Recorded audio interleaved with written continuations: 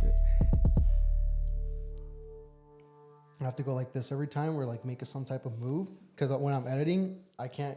It's always tricky to get kind of like the voice lined up to the video, so it's weird. But welcome, guys, to another episode of Wednesday Project Podcast, brought to you by me, Brandon Lara. Joining me is my co-host. Joining us, dude. Holy shit.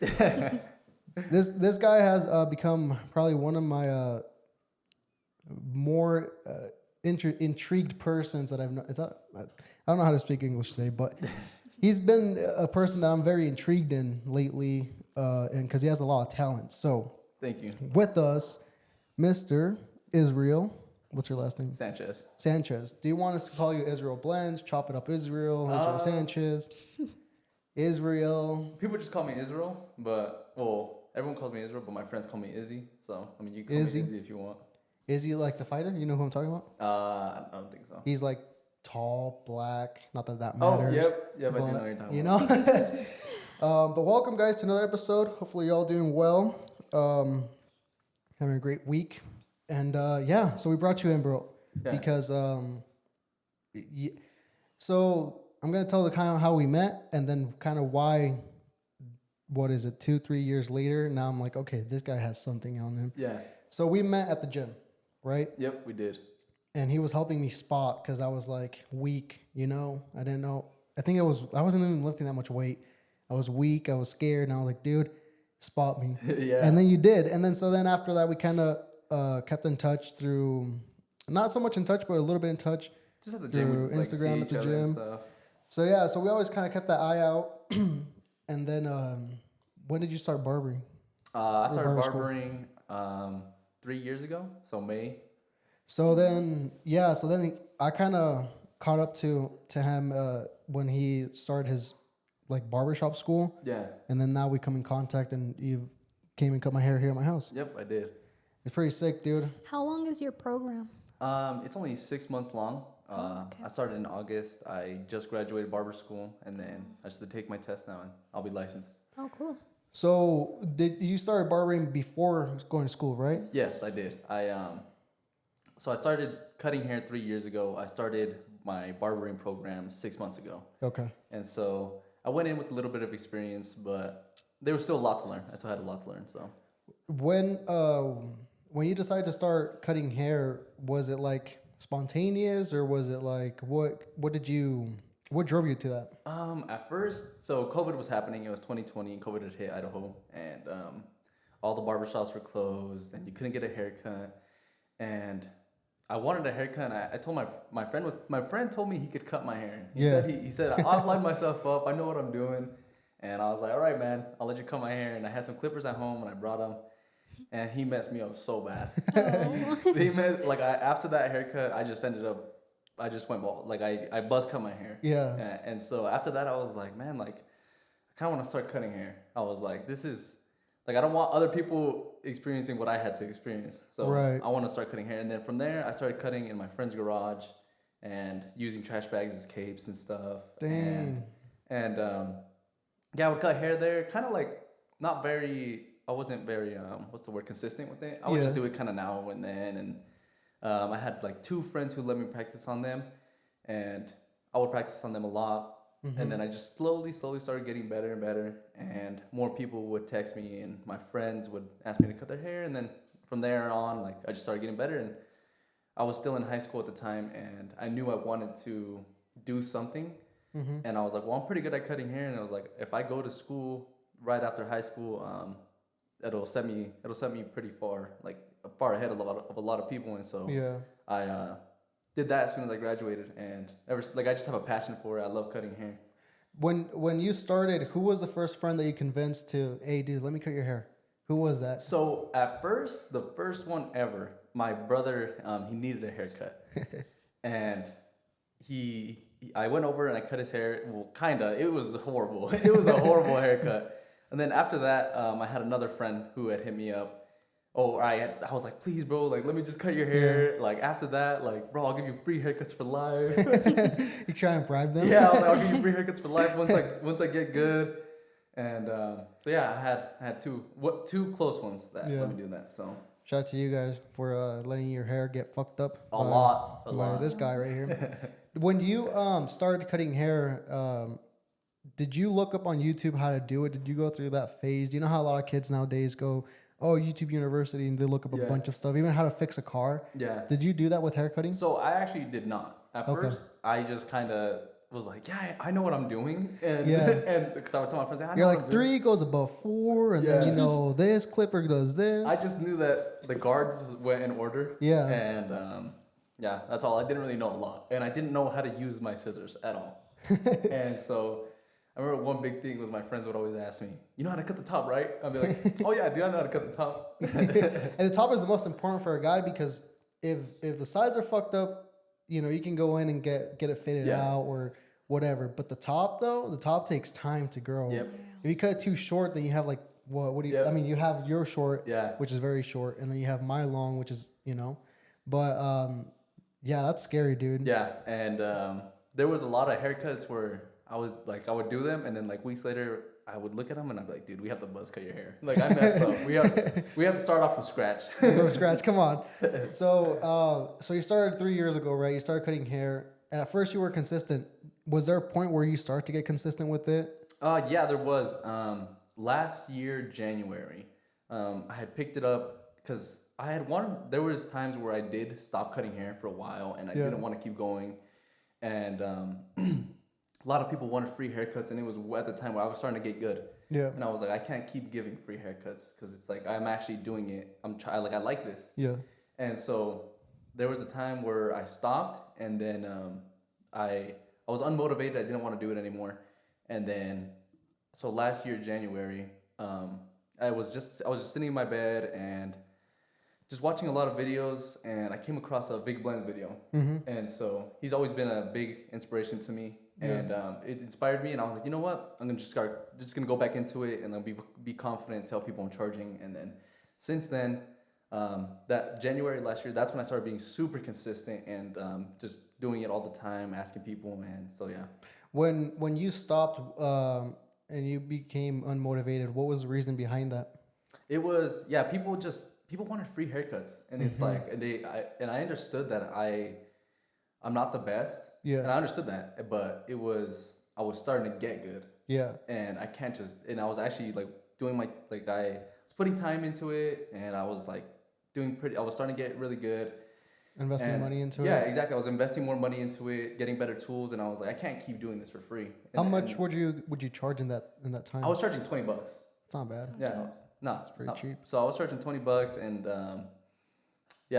that's why I was unmotivated, because I was like, I don't want to tell these people that I want to start charging them, because they wanted free haircuts, and I was like, you know what? Like, if I want to do this, I'm gonna have to be strict about it. And you have to put like that boundary up, you know, of hey, like this is an actual job for me now. Exactly. Especially because I imagine you would do, because you were going to school, right? So you would do it after school or on weekends. When would you cut? So during school, at first I would do free haircuts outside of school, just because it's illegal to do haircuts. But I would do free haircuts, and so during school when I first started, I would do haircuts whenever I did have time, and if people couldn't come into the school, that's when I would do them. Yeah. But towards the end of my schooling, I stopped doing house calls because I wanted people to get used to, oh bro, you're on my time now.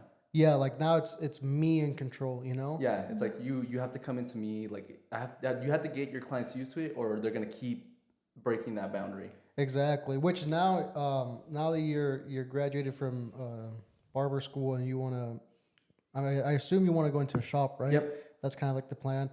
Now the house calls that you do, like what you did with me, now I have to be like, okay, now I have to go to his place and get a haircut there, because that's his time, you know. Yeah. That's his business. But in this industry too, people who do right to you do right to them too. Right. And so like that loyalty. Yeah, there's a loyalty. There's a loyalty to it. And so I would be willing to do house calls for people who do right to me, you know. Right. And so it just depends on everybody, because you wouldn't go do a house call for somebody who doesn't respect you, doesn't respect your time and all that. You know what I mean? Yeah, that makes sense. Who doesn't pay you right? Yeah, and just shows up late or is always late or just things like that.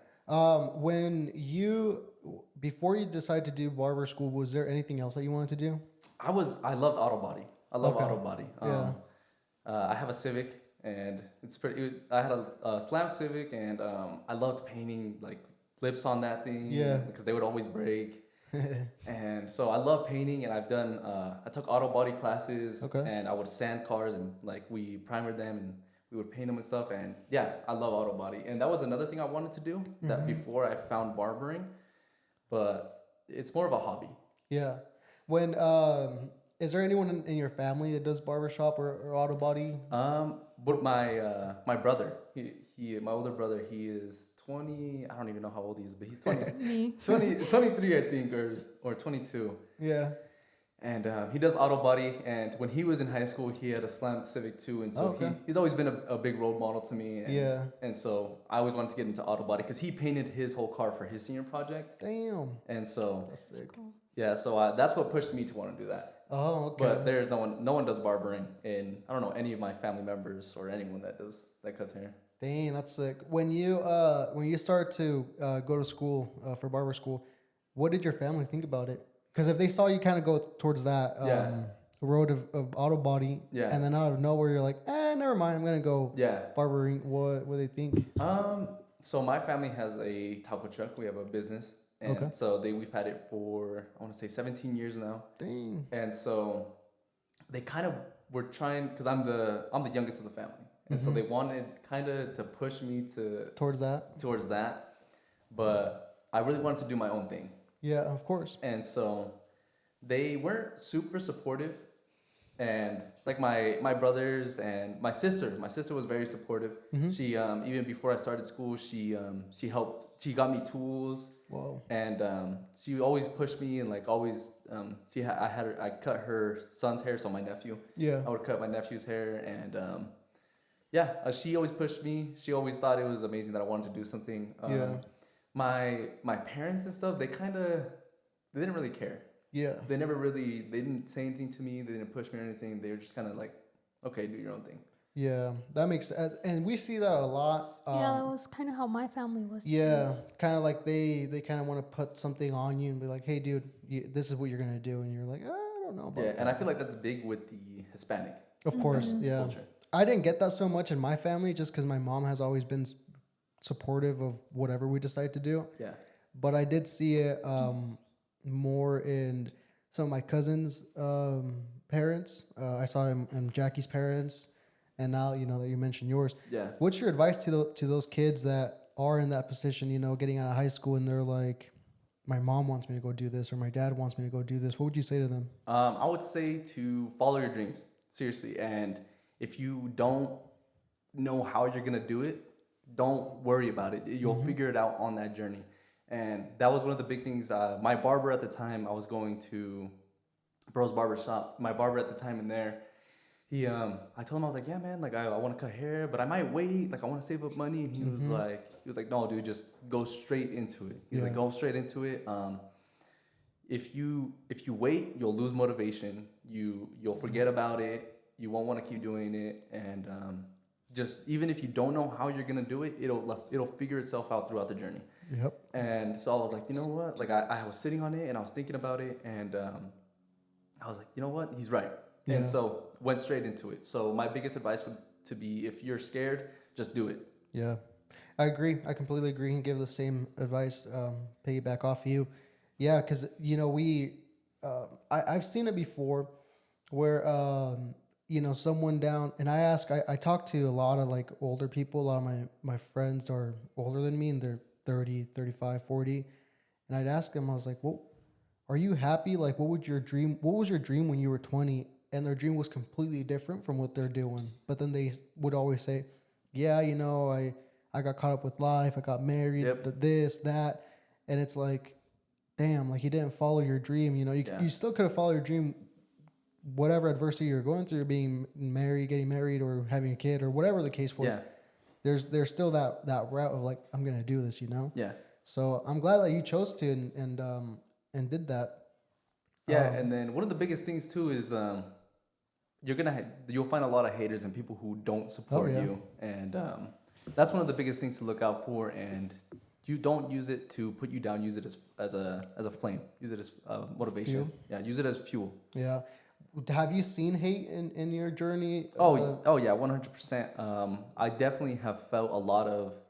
I haven't felt it for myself, but others, I have felt envy from others, and a lot of hate, definitely. And the biggest people who I thought would support me are the ones who never did. What was that type of envy? Was it like jealousy? Was it anger? Was it? I feel like it was jealous. I don't know if it was jealousy, but I feel like it was like I don't know. It was just it's very weird to see super close friends who you thought would be there for you, be the ones that are not there for you, and people who are completely strangers be the ones that support you. That's weird, right? Yeah. We've seen that. We've seen that with what we're doing. It's it's weird because you think that it can get you down. Oh yeah, 100%. If you really put your mind to it, you can be like, man, should I even be doing this? Should I even, do this again or keep going?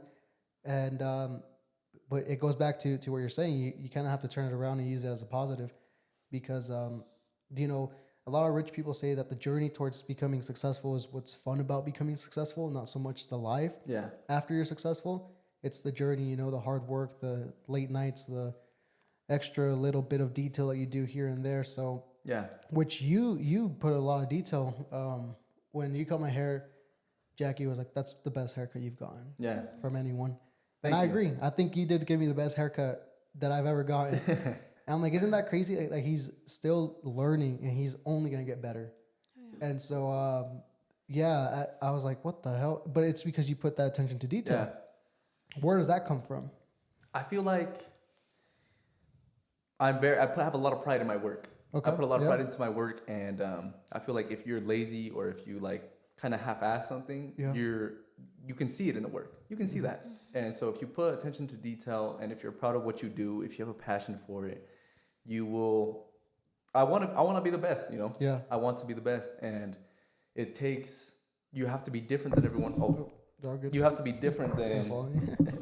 You have to be different than everybody else. And so you have to put that attention to detail, and you have to take the time, you have to take the effort, and it might take a little bit longer to get to where you want to be. Yeah. But that's what's going to set you apart from everybody else. Exactly.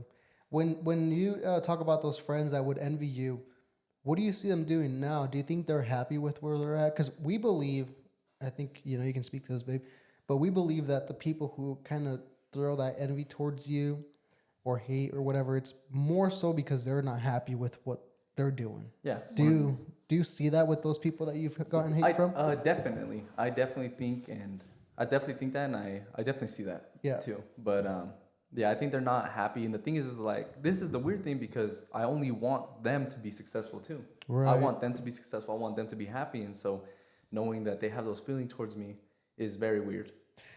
Did it upset you? Oh yeah, 100%. It's very, it'll definitely put you down because first starting school, when I first wanted to start, I told all of my friends, oh yeah, I'm going to start school. Like come get haircuts. Like I need practice. And, they're like, oh yeah, we'll come. We'll all be there. This, that. Everyone. No one showed up. And then when school was starting, only the people who actually want to support you show up. Yeah. And so it will put you down not seeing everybody who said they would show up. That's insane. Yeah. What do you tell those guys, those people that are in that situation of giving envy? I've never been an envious person, right? Yeah. So I don't know, how someone. I don't understand it either. Yeah, I don't understand it, if that makes sense. It's I don't even know what to say to them. Exactly. It's like what do you advise to them? I mean, the only thing I can say is go do what you want to do. Go follow that dream that you have, or yeah, whatever. Definitely. I wouldn't even know what to say to them except if obviously they are only feeling that because they're not happy. Yeah. And so I guess go do what makes you happy. Yeah, and don't follow him or anyone that you don't that you envy. Yeah, and it's stay away from their work. And just don't. They're always watching. That's the thing about them. They're always watching. That's what I said in a podcast. In another podcast, is in a way for us it's fine because if they're watching and they're hating, they're still like watching. So it helps us. Yeah. And it helps you too in a way on Instagram or on social media. Yep. If they're watching, it's like you're still getting that view. Yep. So it's only working. Yeah, it's only working for me. That's what I don't think they understand that either. Yeah, that's weird.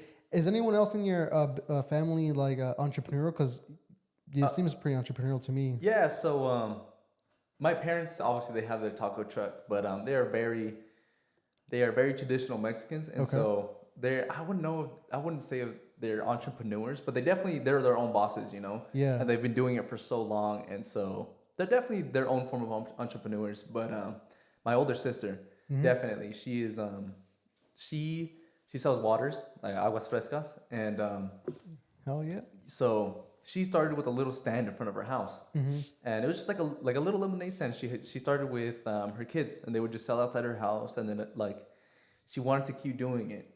Yeah. And she eventually bought a trailer and was selling waters out of that trailer, and then she partnered with a taco truck, and she was selling inside of the taco truck for a little bit, then now she has her own storefront.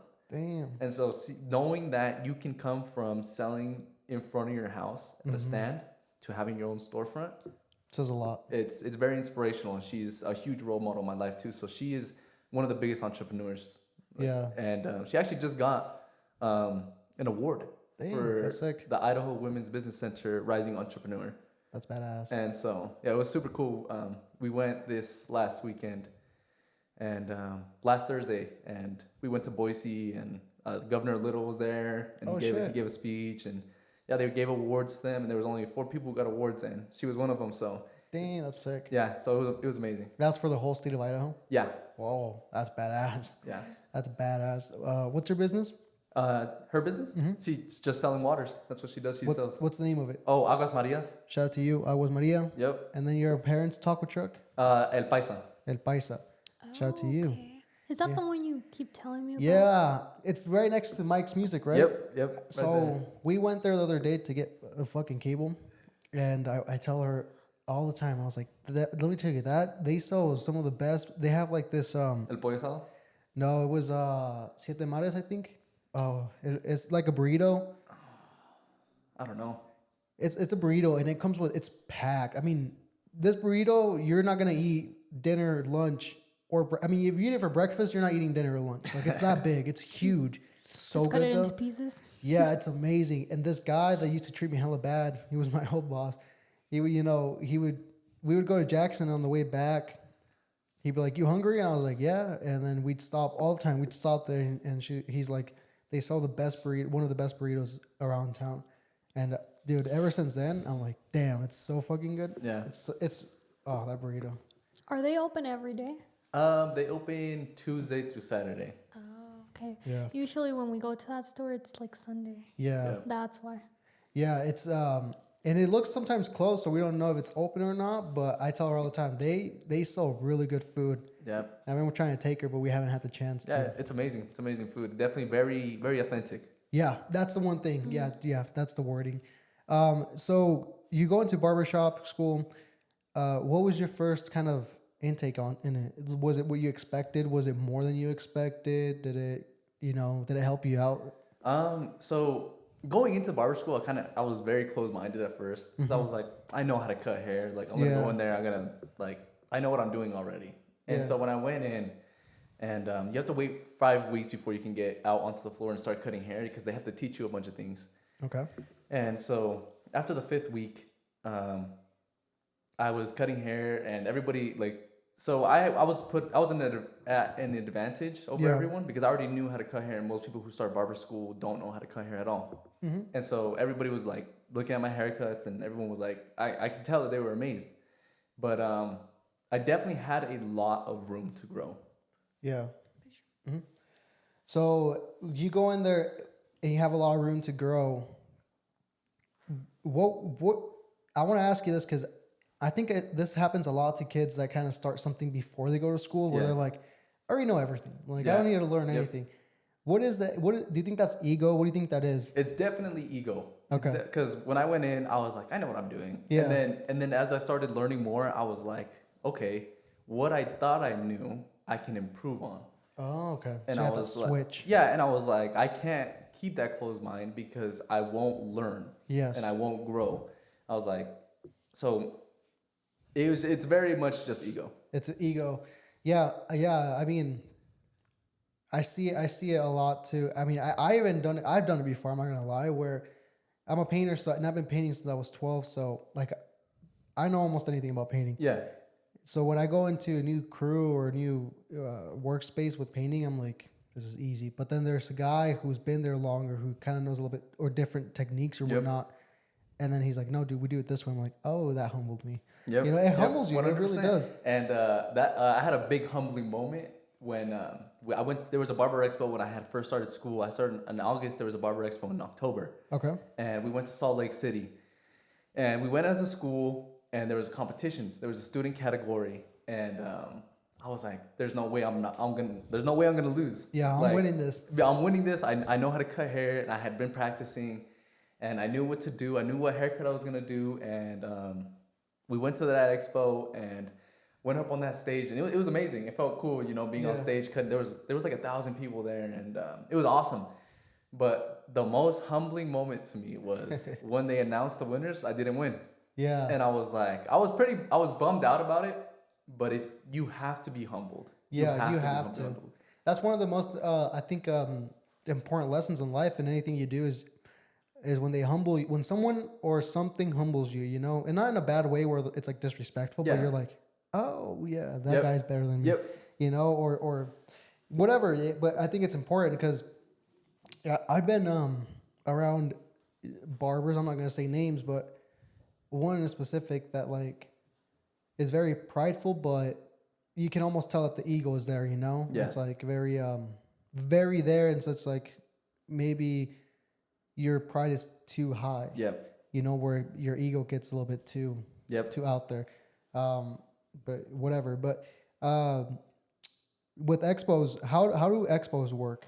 They're super cool. They're awesome environments to be in, honestly, because it's what they do. So at that expo in Salt Lake City, it was a big, I think it was at the Salt Palace. It was inside the Salt Palace. Oh yeah, I've been there. Yep. Yeah. And so they had a bunch of stands for, it wasn't just a barber expo, it was a barber and beauty expo. And so there was a bunch of like what are they called? Vendors. Vendors. There was a bunch of vendors for that. There was clothing vendors, and it's like in the barber industry, there's fashion, and so there's hats, there's shoes, there was I don't know if there was jewelry, but there was a lot of stuff, and then there's hair products, there's clippers, there's everything you can think of for barbering. It was there.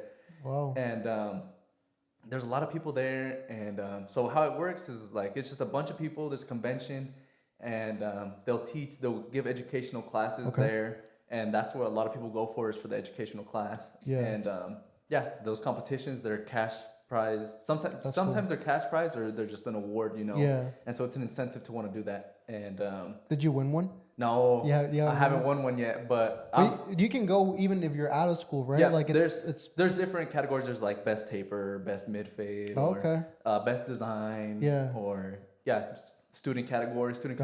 Yep. But they're set up. Everybody goes and.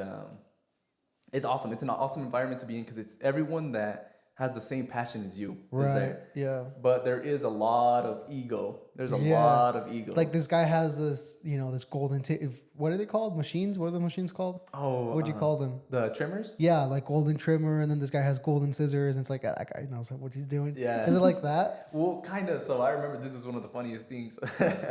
When I lost, when I didn't get announced, I was just like, dang, okay.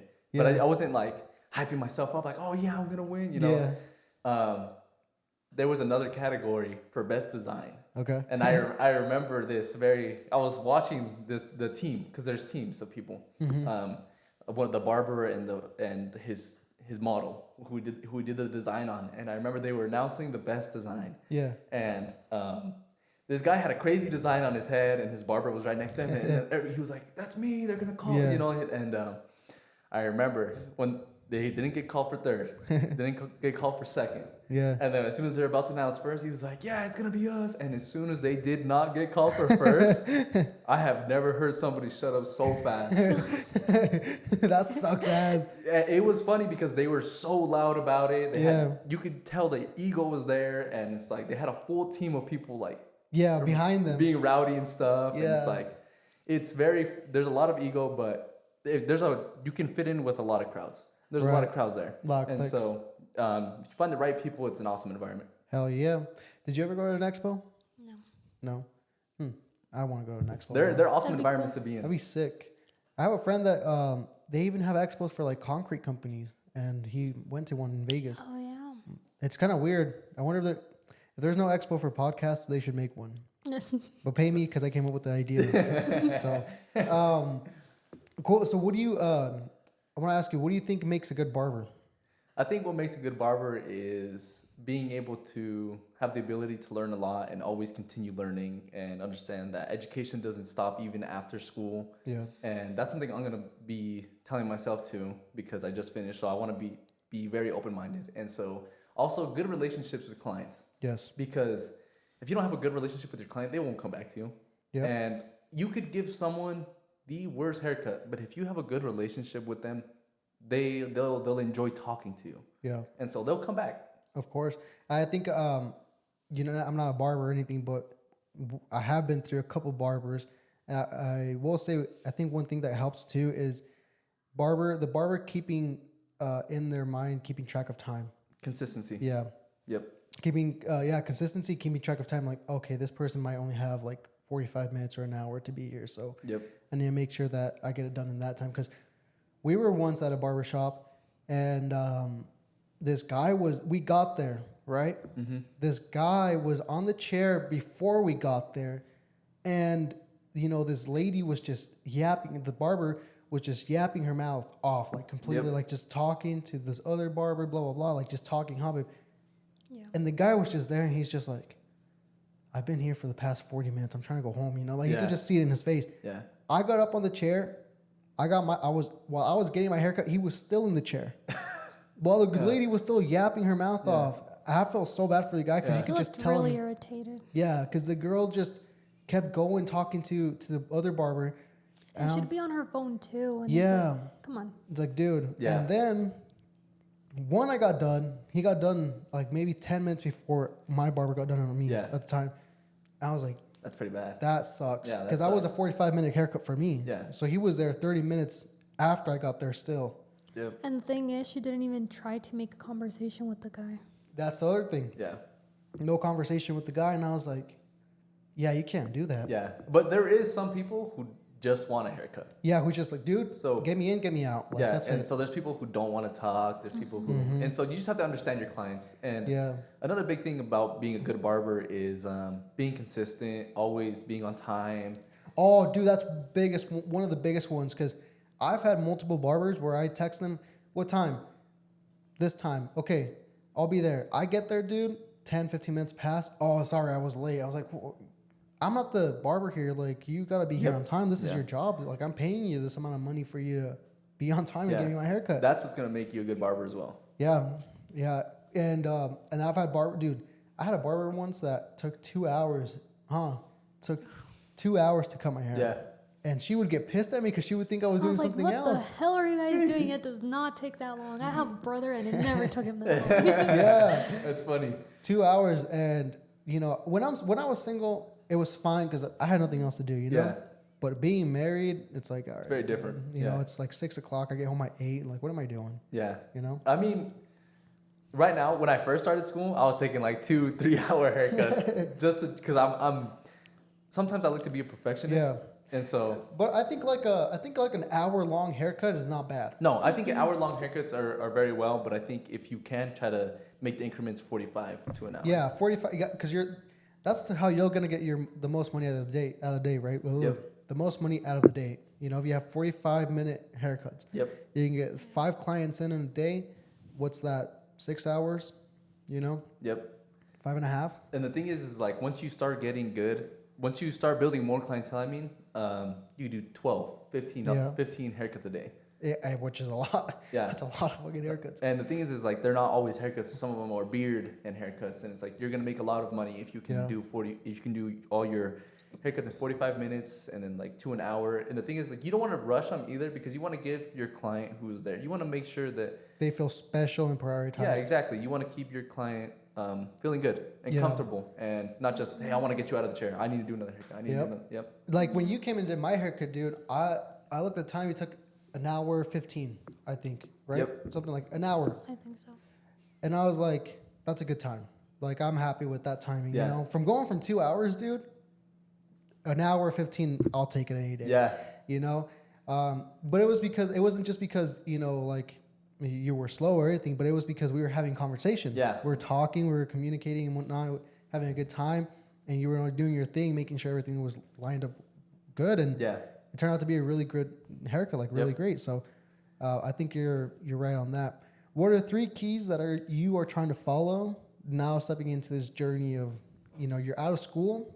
If you had 3 keys that you're like, I'm gonna stick to these 3 keys, what are they? 3 keys. Let's see. One of them is being better on time. Being Nice. better for haircuts, doing my haircuts more consistently, and so that's one of them. Second one would be because it's hard to communicate with some clients sometimes, and so I think better communication with certain clients and figuring out my consultation better with clients because I want to give every client the haircut that they want. Exactly. And so consultation, that would be a good key. And the third one would probably be, let's see, I don't know. Be consistent.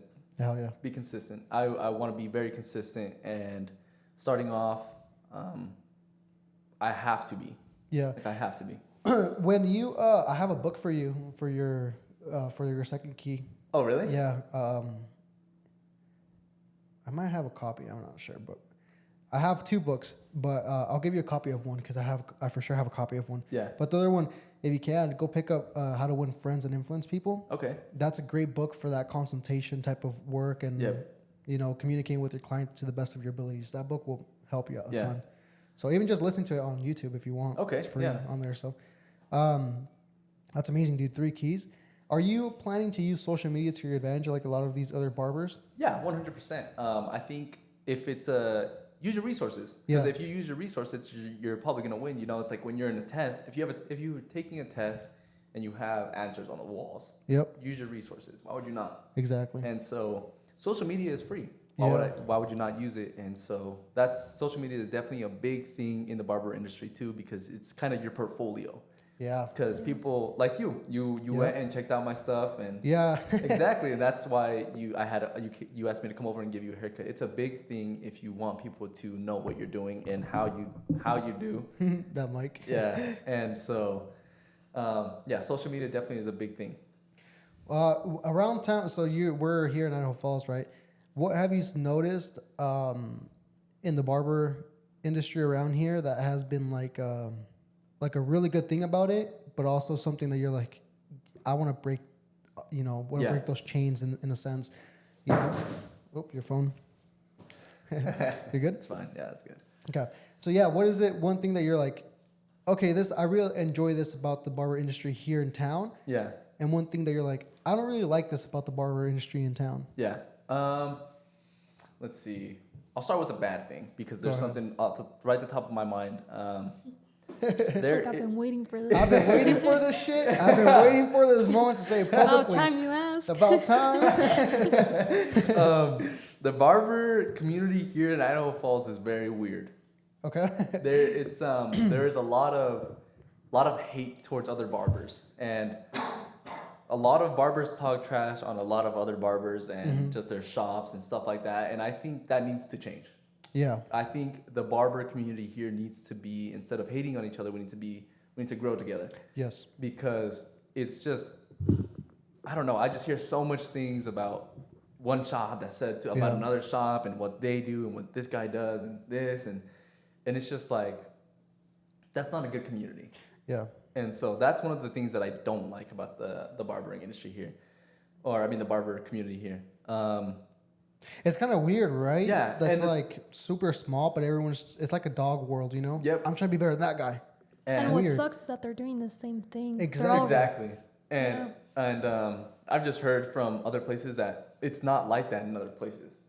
Yeah, and that's weird. Like, it's funny that you mentioned that because a friend of mine who's in Cali, he told me the exact same thing about the industry he's in, which it's music. He's like, yeah, dude, in Idaho, it's like everyone's trying to, pile on top of someone else, they're trying to get the better of someone else and whatnot. But over here in Cali, it's like, oh, dude, I'll help you out with that. Everyone wants to help each other. Yeah, I'll give you like a 30-minute session in the studio. That's fine. When here it's like, nah, give me $50 for that 30-minute studio session. And it's just like, I don't know. It's very, there's a weird community here around that for that too. Yeah, it is weird. But I guess a good thing, oh man, I don't even know. I'll say it. I think there's a lot more exposure towards barbers around here now. Oh yeah, I definitely think so. And that actually is a good one. There's more schools, and so that's a good thing for the barber community here because it's giving barbers more opportunity. They don't have to go to places like Boise to go to school. Exactly. And so, yeah, I think that's a good one. There's a lot more culture too of barbers around here now. And that's one thing that I would love to grow. I want to grow the barber culture here. Yeah, it's amazing to see because back then, dude, when I was, 7th grade, 8th grade, like great clips was the best you'd get, Yep. Unless you knew someone personally. Yep. So now it's more like we got this barbershop here, this barbershop here. They kind of have similar styles but different cultures, Yep. One barbershop is super laid back. They have sneakers in there that they're selling for $100. The other barbershop, they have a bunch of fucking pictures up on the wall and you just kind of chill, you have Travis Scott playing. There's different styles for different people of barbershops here. Yeah. 100%. What's our time? 41. Perfect. We're doing great on time. What's so now what's your goal now, moving into this next phase? My goal is just get the experience. Learn the game now because it's like I'm finally on the field now. I'm barely about to get on the field and it's time for me to learn a lot more because you learn a lot in school, but people say that you learn more once you get out of school. Yeah, hands-on. Yeah, because you don't have help, you don't have this, and so you're learning a lot more. So my goal is to advance my skills. Yeah. And get better. I want to perfect my craft. Perfect my craft, and that's my goal for right now. But eventually, I would like to have my own barbershop. Nice. I saw that you posted a picture of a chair. Is that what is that? That was that's where I'm gonna go work at. Oh hell yeah, that's a sick place. I don't know if you see it. Did you see it? Do you follow him? No, I don't. Oh, he posted a sick ass picture of this chair. It just looks antique, but it looks sick. Yeah. Damn, dude, I want to go there. Yeah. I want to sit there. Yeah, I want to sit there. That's my mentor. Who's your mentor? His name is Conlon. Shout out to you, Conlon. Yeah, Conlon Smith. He's super cool guy. I'm super excited to go work with him. He used to work at a barbershop here. He opened up his own suite, and towards the end of my graduation, he hit me up, asked me what I was gonna do, and told me he wanted me to come work with him basically. Yeah. And I went to go talk to him, gave me a good deal, and I'm gonna be working with him there in that suite. And he's got a chair coming in for me soon, and he's gonna move some stuff around. And yeah, I go in. He's taught me a lot. That's another thing is I just got out of school and I thought I knew a lot, and I went in and because he told me, he's like, I'm gonna have some models come in. Yep. Like, I want you to cut their hair. I want to see how you cut hair. Okay. Yeah. And so I went in, cut their hair, and he taught me a bunch of new things. Holy smokes. So it's just like I didn't know I could learn more. Yeah. And so yeah, he taught me a lot of new things. And the thing is like he's been in the industry before. He's been in the industry, and so he knows not only about the the cutting hair part of it. He knows about the business part of it. Yeah. What have you noticed about the business model in barbershop and not barbershop and being a barber and opening up your own barbershop? Because I imagine you can make really good money with it, but there's also certain strategies and certain models that you have to kind of take. Yeah. There is a lot of money if you are willing to work for it. Yeah. Because this is not an industry where you just expect it to come to you. Yeah. You have to look for it. You have to always be wanting more. Yeah. And because if I were to go out right now and if I were to have my license and be cutting hair right now, if I just sat in my chair all day waiting for people to come to me, no one's gonna come. I would never make money. Yeah. If I go out and I look for it and I push myself, I would be willing to make more money than a lot of people. Yeah. And it's there is a lot of money, and the thing is too is like there's not only money in cutting hair, there's money in selling the products for your hair. Right. And there's money in selling merch, and there's money in the tips. And so, damn, that's like 4 different income sources. And then sick. And then if you own your own barbershop, there's money in all your barbers because they have to pay you booth rent. Right. There's money. Percentage. There's money in everybody who's there. So you can easily become a millionaire. It's not easily because it takes a lot of work, but easily in the sense that there's a lot of different income sources within the industry of being a barber. Yep. And then what's it called? It's not easy to make 6 figures, but if you work for it and you push for it, you can make 6 figures as a barber pretty early on in your career. And if you use, like you said, social media to your advantage, which is free. I mean, if you use it, one of the biggest barbers out there is Vic Blends, right? Yep. Who you mentioned earlier, and I'm sure he makes pretty damn well. Yeah. You know, I mean, he was at a basketball court side, so yeah, and he cuts celebrities up. You know, like yeah. Do you wish to get to that level? I would. I think that level would be amazing. Yeah. But I definitely want to grow the community first in this area. Yeah. I think it's awesome. I was thinking about this today. I think it's awesome to do all that and cut up celebrities and be a big time barber and like just everybody know you. But at the same time, I think everyone in your community knowing you instead and being better for your community is a huge goal for me. Yeah. No, I like that a lot. That's really cool, dude. And he does. Big Lens does that for his community, and so he's kind of both. He's kind of both in that aspect. But yeah, I would not mind. I would not mind living that lifestyle. Living that lifestyle, because you follow a guy, right, that has his own barbershop and that he just cuts whenever the people that he wants to cut, essentially. Yeah. And so that's a pretty cool model too, to just have, your barbershop, you have your barbers working for themselves, but they work under you technically, and your brand and whatnot. And then you just cut whoever you kind of want to cut, And so like, let's say you pay $4,000 a month for wherever you're leasing out or whatever. Goddamn, $4,000 a month. For like example, you're paying $4,000. If you have 6 barbers in your shop and they're all paying $600. Yeah. That's what, $600 from 6? 3,600. 3,600. And so you only have $400 left to pay off your lease. And if you're selling products, you get a percentage. Let's say you sell a product and you get 10% out of each bottle of fucking gel that you sell. And use that as an incentive to have your barber sell products for you, and then you can still cut hair, and then that way you only have to make up a certain amount to pay for your lease, and then after that you're basically like all the money you make off of cutting hair is your money. I want to become a barber now. Holy smokes.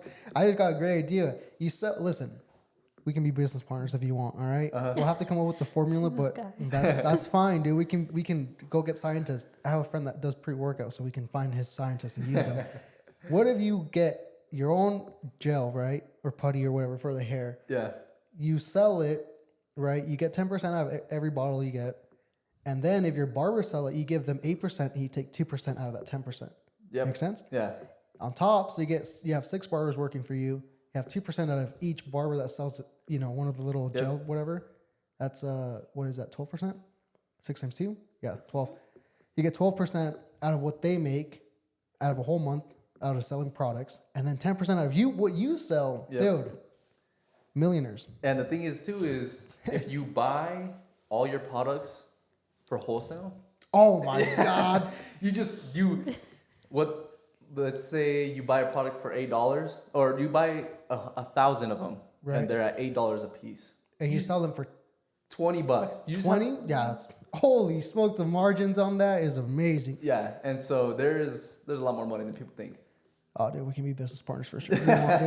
I'll be behind the creative side, though. No, but that takes time. That takes time, for sure. I mean, yeah, and I think that there's always like that person in each town and in each city that kind of breaks through, because around here, we're talking about the barber industry. What I've noticed, and you kind of can correct me or whatever on this, but what I've seen is that people get to a certain level, and that's where they stagnate. They plateau. You know? They plateau. That's it. But there's always got to be that one person that just poof, breaks through that. Yeah. And goes on to the next level. Yeah. I haven't seen anybody yet. I think in this community still, I have yet to see that. Yeah, I think that's one of the things I've seen is like, yeah, people, you know, they do like they get comfortable in a sense, I want to say, where they like picture, post, that's kind of it, you know, but they don't create a brand behind their work. Yep. And then that's huge. Yeah. You know, is creating that brand, because if we talk about the guy that she follows that does that has a barbershop, essentially he doesn't even cut, right? He cuts whenever he wants. But you know what? But he charges like 120. But if he has people there, it's his brand, you know? He has a little school thing now going on. Yeah. I mean, you can even have your own courses. So he has his merch. His he brand. sells his own products. Yeah, it's that branding, because people know of his barbershop because of him. Yep. So essentially, he had to get his brand, which is him, to the level of like, okay, that I want to go to that barbershop, even though he's not going to cut my hair. I want to go there because I know that he has great people working there. Yep. Because if he is a great barber, he's going to have that same type of person in that barbershop. Yep. Do you want only people that you want to hire the people that you would hire? You know, it's like you want good people working for you. That's badass. You want people to represent your shop. That's your shop. Yeah, I mean, and that goes with any other business too. You know, if you want to have, you know, a good editor, you know, or if you want to make videos and you want your videos to pop, you want to have a good editor that kind of, you know, gets you to that point. Yeah. So it's sick. So is your whole family going to you now for haircuts? No, actually. No? What? Yeah, no. How do you feel about that? Expose him. My uncle, my cousin, my freaking aunt, my grandma, grandpa. You know what, guys? You don't go to me. Screw it. No, I'm just playing. You know, they can go to whoever they want.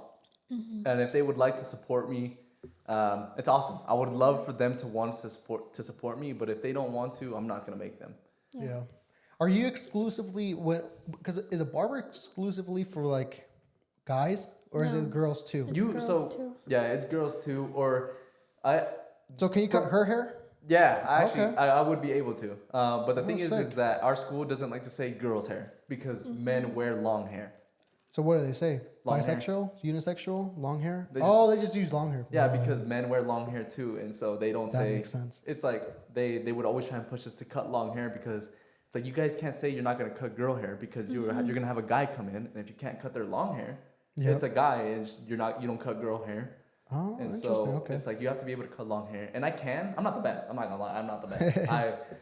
I wouldn't do the best job, but I know how to do it. And so I actually do have a friend who has long hair, and he would come in, and I would cut his hair, and so I would be able. You can. It just makes you that much better, more like diverse. Oh yeah, 100%. That'd be. Is that sick. something you want to do in the future? I definitely would have or just kind of guys. What's your route? You know, where are we going here? I definitely like my style that I'm already doing, the my fades and stuff, and I like fading, and but if I do get long haircuts in, I'll do them. You can get one of them people that kind of like shave one side of the hair. The side.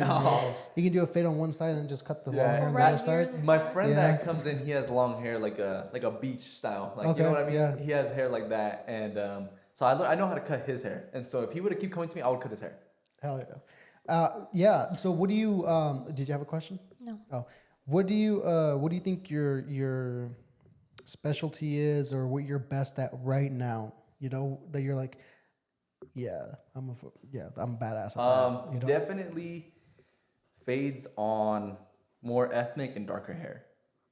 I can mine ethnic and dark hair? Well, yeah, just like you're like Hispanic. I'm very good at cutting giving good haircuts to Hispanics, like darker hair, black people. I can give good fades on them. Because their hair is dark. Yeah. What about a blondie? I can do good haircuts on blonde hair, but they're not what I am best in. Like I'm getting better and better on them because I do get them, and it's like you do have to do them. But 100%, I am better at just giving better haircuts with darker hair. Is that technique wise that you have to get better at? Because it's technique. Hair color, you have to kind of mess with dark hair, you can see your lines and everything. Oh, yeah. With blonde hair, you can't you can't see your lines as clear, and so you have to change how you do the haircut a little bit. Yeah, you know what could help, dude? Polarized sunglasses. Yeah, definitely. Maybe that would help. But you just have to. There's a lot of tweaks and stuff that you have to make into your haircuts, and I can get into that, but. Give me one tweak. So with blonde hair, you just so with dark hair, you make your guidelines, every fade guideline about like a finger wide. Okay. And with blonde hair, you don't make them as wide. That way, the fade is darker. Oh. Okay. Because if you do them like how you would do dark hair, it's gonna look kind of weird. The fade is gonna come up a lot higher. Interesting. Because the hair isn't as dark, and so you keep it darker lower. Yeah. And so that's one thing that you have to look out for when you're doing that's blonde cool. hair. That's badass. Yeah. Damn. I did not know that.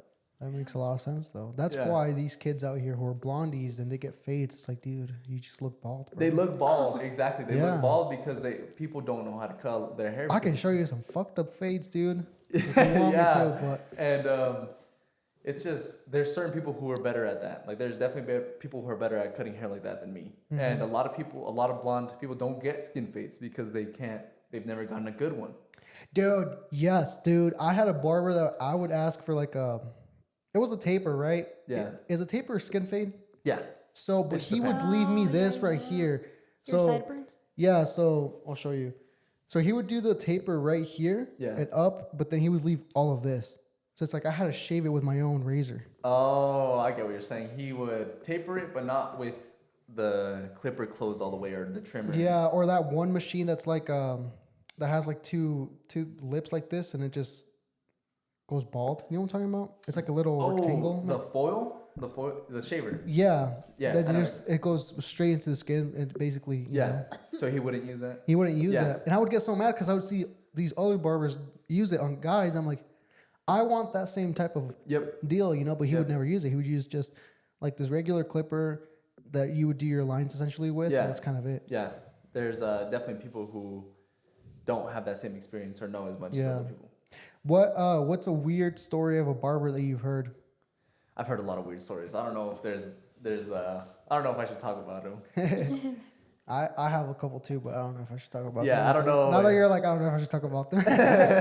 It's a small place and they'll know. Yeah, that's the problem. And I don't know. There's a lot of. I don't think that should matter though. You know why? Because people out here, they will know regardless. You know, people. I mean, what are they gonna say? You know, I'm mad at you, Brandon. For what? It's exposing the truth. Yeah. I don't know. I had one. I had a barber at one point in my life. This was years ago though. That I told you this story. Yeah.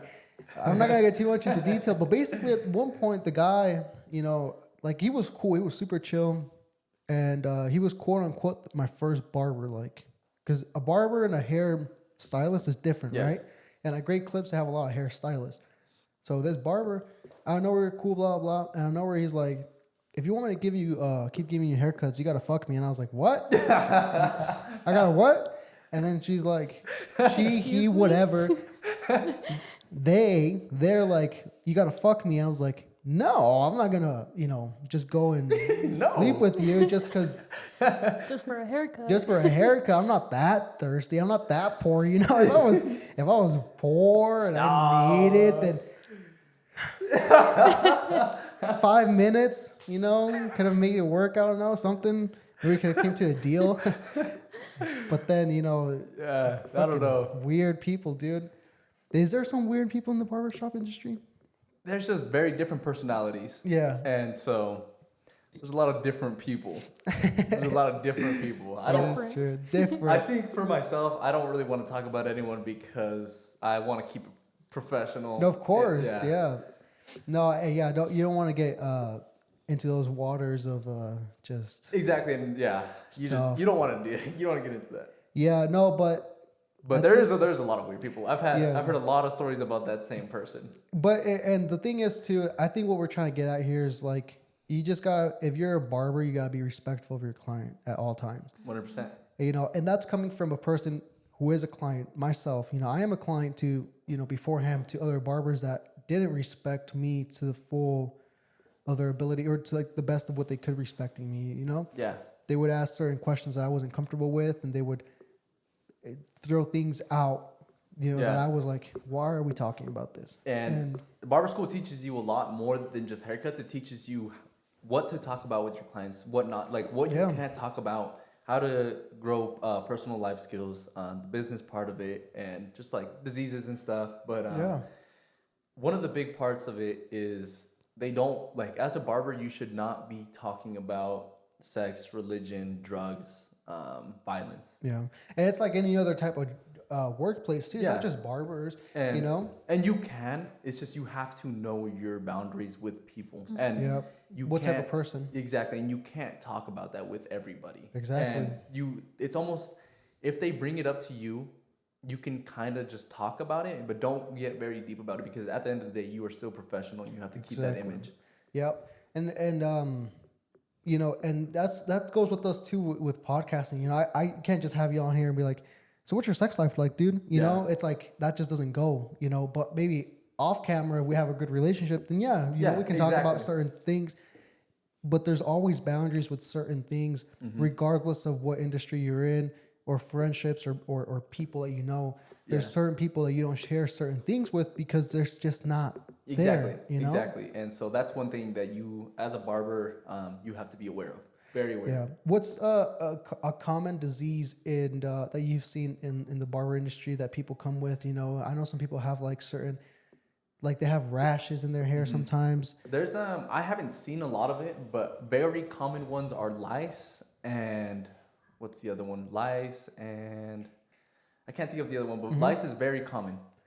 Can lice be, if you don't clean your clippers and you cut someone's hair that has lice, can you tell in that moment?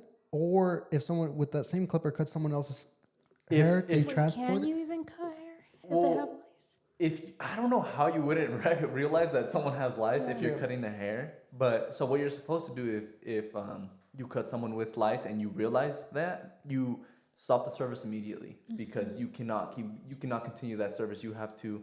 The thing is, as a barber, I can't tell someone you have lice. Like, you have to tell them, hey, you have this. Go check it out. I can't say it's that though. Yeah. So you can because leave you're not a doctor. You're not a doctor, and so.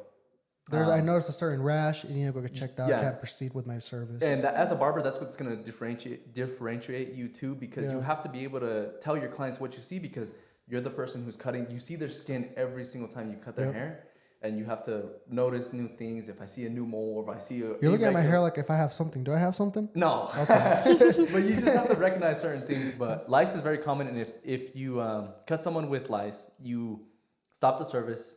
You get them out of wherever you're at. You have to sanitize and I don't think sterilize, but you have to sanitize and disinfect your chair, your tools, your station, the floor, like everything around you, and you cannot cut. I think at school they told us 24 or 48 hours. COVID lockdown, basically. And you have to like clean everything, and you have to make sure that everything is clean, because you cannot risk passing that to another person. Yeah, I mean, at that point, you would probably have someone go clean that place, right? Yeah, at that point, service. Yeah, probably. Because I mean, yeah, if you want to be cheap. I mean, it's like that for like waxing and stuff too. Yeah. And so and even without like not just lice, but anything that you notice in someone's hair, if you cut somebody if you cut somebody and for whatever reason they have a disease in their blood, and next haircut you didn't clean your tools properly, if you cut that person too, if you're mixing their blood, you can pass a lot of things, and so you have to be very clean as a barber. So if someone has HIV, you can pass on HIV. Holy shit, that's scary. Yes, it's kind of scary, and so if you're not going to a place that's sanitary,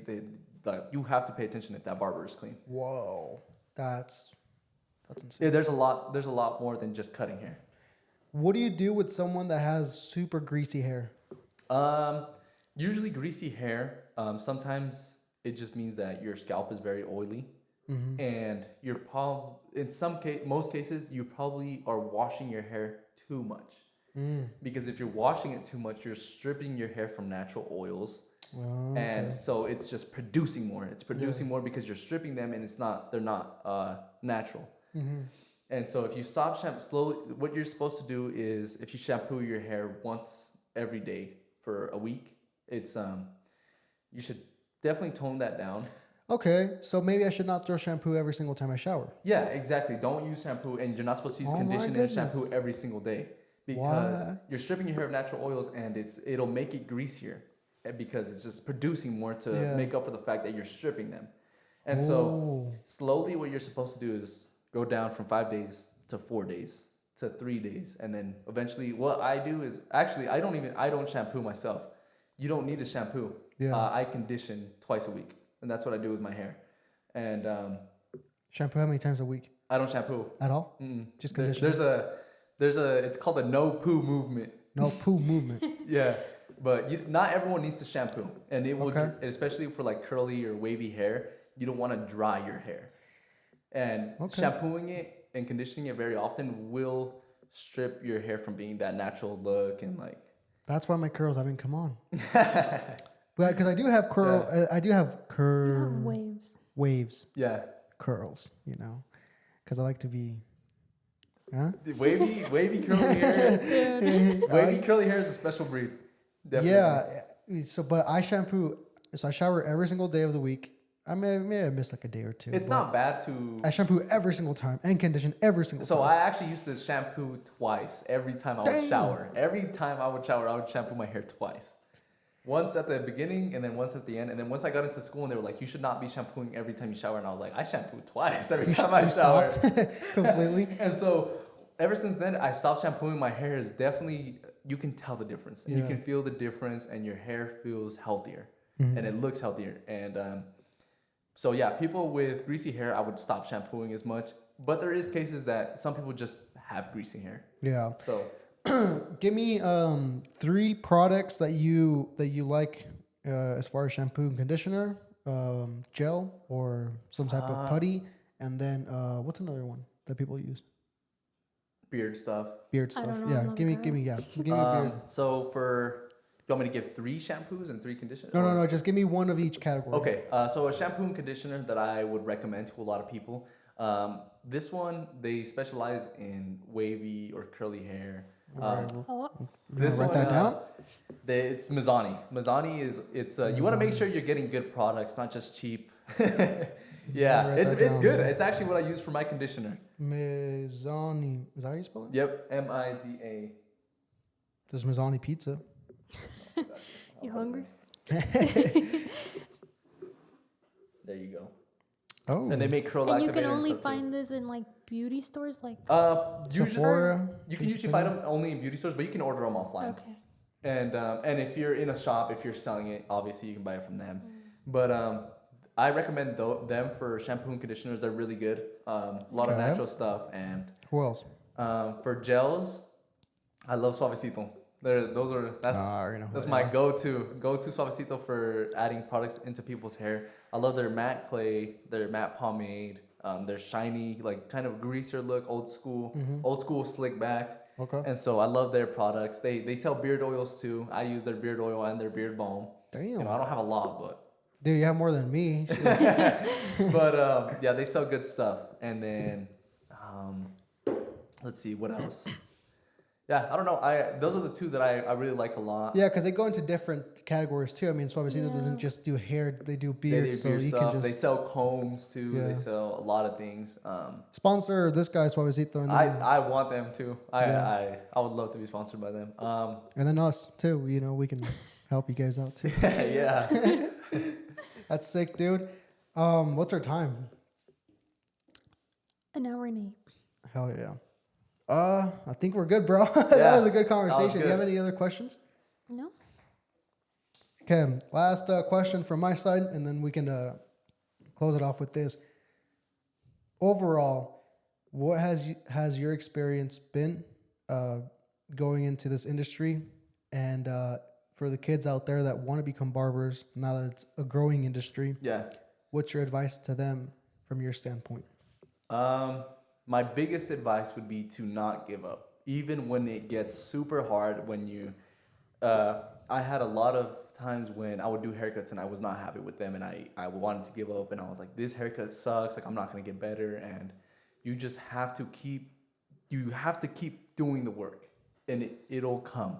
The skill will come. And so work hard, stay consistent, and when you want to give up, that's when you keep going. And don't listen to people who don't believe in you, because that will be your biggest downfall. And so that's what I have to say to them. Don't give up, work hard, stay consistent. Nice. And your experience? My experience, there's a lot of hate and a lot of people who won't support you, and just keep going. Yes. Just keep going, and it'll just happen. Everything will be good. And if you just listen to the right people, you find the right crowd and talk to people who actually believe in you and support you, you will keep growing. Hell yeah. Stay positive. So there you go. All right, guys. There you go. You heard it from himself, Israel, bro. Thanks for coming. Yep, dude, thank you, bro. Fun. I appreciate you. It was super fun, dude. We gotta do a part 2 for sure. Yeah, 100%. You got a lot of things, and there's some stories that you have that I wanted to tell, but we just couldn't get in the time. Yeah, 100%.